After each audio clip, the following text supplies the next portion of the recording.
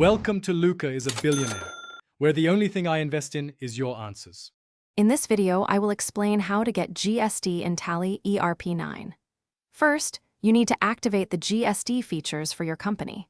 Simply open your company in Tally, then press the F11 key, followed by F3 for statutory and taxation.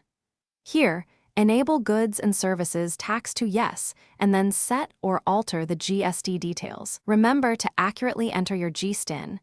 Next, it's crucial to set up the necessary GST ledgers.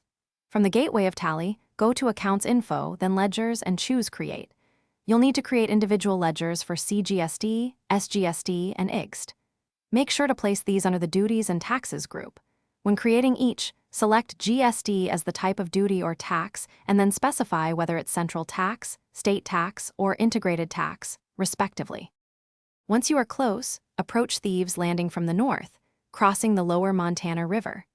The settlement itself is easily recognizable by its collection of dilapidated wooden shacks and extensive dock system.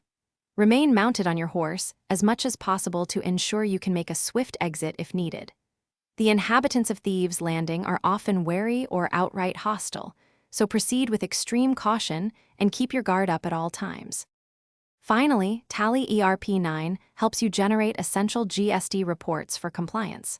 Go to Display, then Statutory Reports, and select GST Reports. Here, you can view GST-R1 for your sales and GST-R2 for your purchases. It's important to review these reports carefully to ensure all information is accurate and complete.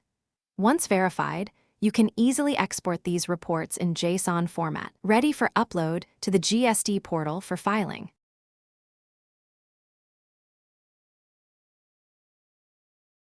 Thanks for watching and please subscribe. It's the best investment you'll ever make.